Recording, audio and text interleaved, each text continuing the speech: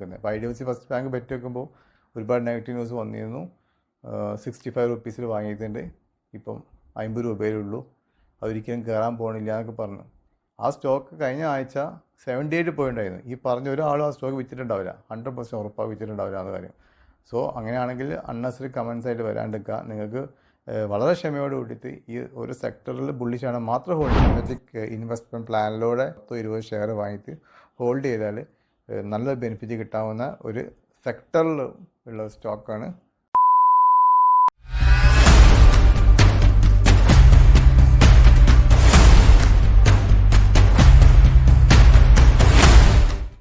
Hello my dear friends, ഞാൻ ബിനോയ്. എല്ലാവർക്കും ബിനോയ്സ് തോട്ടിലേക്ക് സ്വാഗതം. എൻ്റെ 4ാമത്തെ ഇമേർജിങ് സെക്ടറിനെ പറ്റിയിട്ടും അതിലൊരു സ്റ്റോക്കുമാണ്. ഓൾറെഡി 3 എമേർജിങ് സെക്ടേഴ്സ് പറഞ്ഞു കഴിഞ്ഞു. റെയർ എർത്ത് മിനറൽസ്, അത് ഞാൻ സെലക്ട് ചെയ്ത സ്റ്റോക്ക് GMDC ആണ്. രണ്ടാമത് പറയുന്നത് ഡാറ്റ സെൻറ്റേഴ്സ്, അതിന് ആനന്ദ് രാജ് ലിമിറ്റഡ്. മൂന്നാമത് വാട്ടർ ട്രീറ്റ്മെൻറ്റ് രംഗത്ത് വരാൻ പോകുന്ന മാറ്റങ്ങളാണ്, അത് ഞാൻ സെലക്ട് ചെയ്ത കമ്പനി EMS. സോ ഈ സെക്ടർ വൈസ് പറയുമ്പം ഇത് ഭാവിയിലേക്ക് വളരെ വളർച്ചാ സാധ്യതയുള്ള സ്റ്റോക്കാണ്, സെക്ടേഴ്സും സ്റ്റോക്സുമാണ്. സോ ഇപ്പോൾ അതിൻ്റെ കറണ്ട് പ്രൈസ് മൂവ്മെൻറ്റ്സ് നോക്കാനേ പാടില്ല. നെറ്റ് പ്രോഫിറ്റ് ഡൗൺ ആണെങ്കിൽ, ക്വാർട്ടർ ഡൗൺ ആണെങ്കിലൊക്കെ ചില സമയത്ത് ചില സ്റ്റോക്സ് താഴോട്ട് വന്ന് വരും. പക്ഷേ നമ്മൾ ബെറ്റ് ചെയ്യുന്ന ഈ ഒരു ഇമേർജിങ് സെക്ടറിനെയാണ്. അതുകൊണ്ട് 2030-31 ആകുമ്പോഴേക്ക് സാധ്യതയുള്ള സെക്ടേഴ്സ് തന്നെ ചില സമയത്ത് നമ്മൾ സെലക്ട് ചെയ്യുന്ന കമ്പനിക്ക് ഭാവിയിൽ അതിന് കോമ്പറ്റീഷൻസൊക്കെ വന്നേക്കാം. അപ്പോൾ അതനുസരിച്ച് മാറി ചിന്തിക്കാം. പക്ഷേ സെക്ടർ ആസെറ്റ്സ് അവിടെ ഉണ്ടാവും.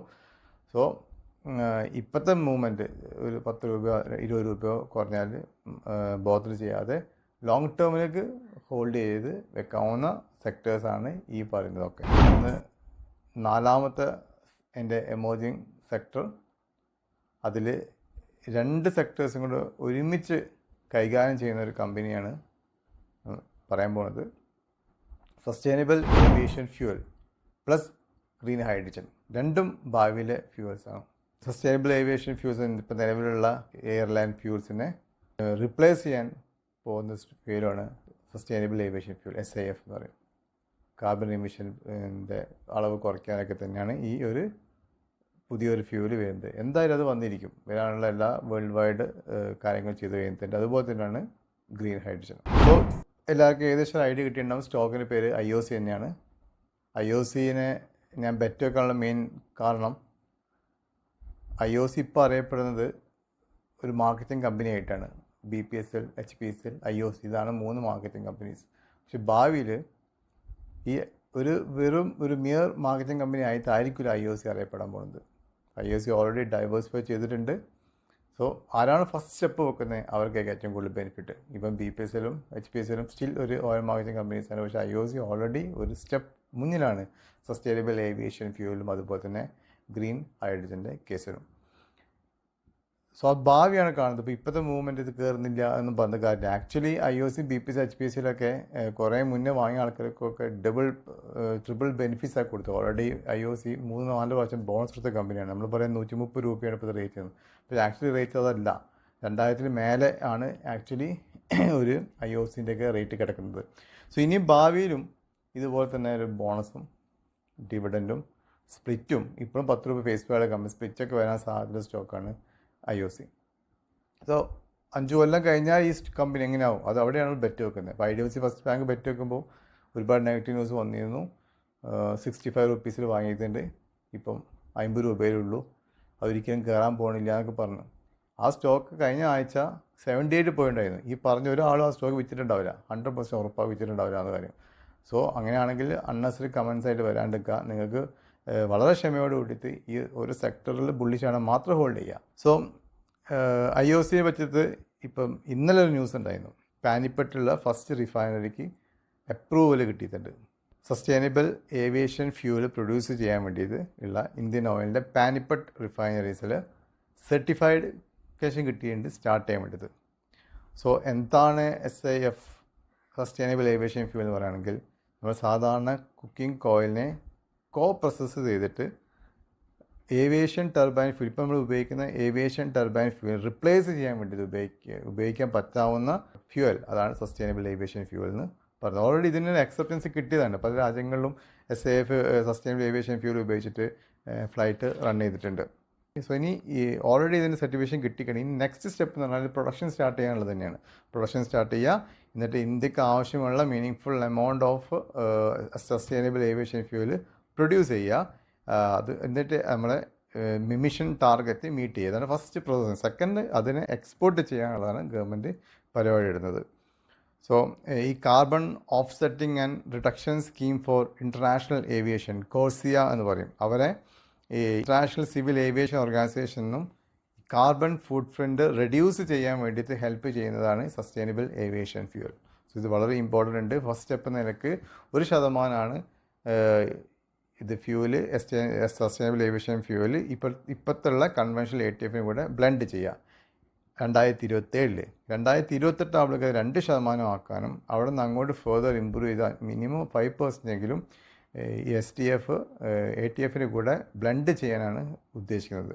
ഇപ്പോൾ ഇൻ്റർനാഷണൽ ഫ്ലൈറ്റിലാണ് ഇത് പരീക്ഷ നടത്താൻ പോകുന്നത്. ഇനി അത് ഡൊമസ്റ്റിക് ഫ്ലൈറ്റിലേക്ക് ആക്കും. പക്ഷേ ഇതുവരെ കമേഴ്ഷ്യൽ ഫ്ലൈറ്റിൽ അത് പെർമിഷൻ കൊടുത്തിട്ടില്ല. സോ ഈ സസ്റ്റൈനബിൾ ഏവിയേഷൻ ഫ്യൂവലിന് ഭാവിയിൽ ATF ഫ്യൂവലിൻ്റെ ഒരു സബ്സ്റ്റിറ്റ്യൂട്ടായിട്ട് മാറാൻ സാധ്യത വളരെ കൂടുതലുണ്ട്. സോ എല്ലാ ലോകം മുഴുവൻ ഇതിലേക്ക് വരും.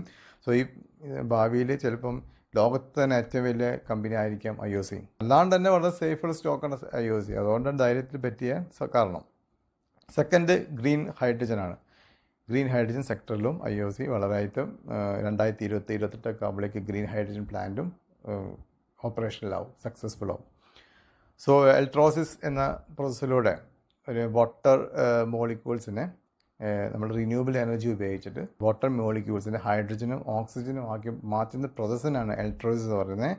സോ ആ എലക്ട്രോസിസിലൂടെ ആണ് ഈ ഹൈഡ്രജൻ ഗ്യാസ് ഉണ്ടാക്കുന്നത്, ഗ്രീൻ ഹൈഡ്രജൻ ഉണ്ടാക്കുന്നത്. ലോ അല്ലെങ്കിൽ 0 എമിഷൻ ഓഫ് കാർബൺ ആണ് ഇത് ജനറേറ്റ് ചെയ്ത് കിട്ടുക.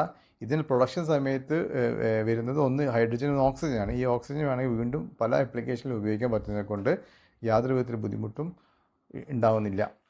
ഇപ്പോഴത്തെ ഫോസിൽ ഫ്യൂൽസ്, അതായത് പെട്രോൾ, ഡീസലിനൊക്കെ തന്നെ ഗ്രീൻ ഹൈഡ്രജൻ റിപ്ലേസ് ചെയ്യാൻ പറ്റുന്ന പോലെ, അങ്ങനെ റിപ്ലേസ് ചെയ്യാനുള്ള ബെനിഫിറ്റ് കാർബൺ എമിഷൻ റിഡ്യൂസ് ചെയ്യാൻ പറ്റുന്നുള്ളതാണ്. എയർ പൊല്യൂഷൻസ് ഉണ്ടാവില്ല. സോ ഭാവിയിലത്തെ ഫ്യൂവലാണ് ഗ്രീൻ ഹൈഡ്രജൻ. നമ്മൾ ഭാവിയിൽ ഗ്രീൻ ഹൈഡ്രജനിലും സസ്റ്റൈനബിൾ ഏവിയേഷൻ ഫ്യൂവലിലും ഒക്കെ ബെറ്റ് ചെയ്യുകയാണെങ്കിൽ മസ്റ്റായിട്ട് വാങ്ങേണ്ട സ്റ്റോക്കാണ് IOC.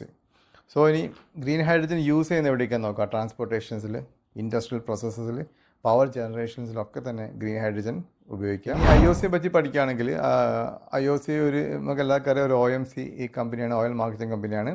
Refining, pipe line transportation, marketing and exploration, അതുപോലെ തന്നെ crude oil and gas production, ഇതുള്ള ഇപ്പോഴത്തെ നിലവിലുള്ള ബിസിനസ് ഇതൊക്കെയാണ്.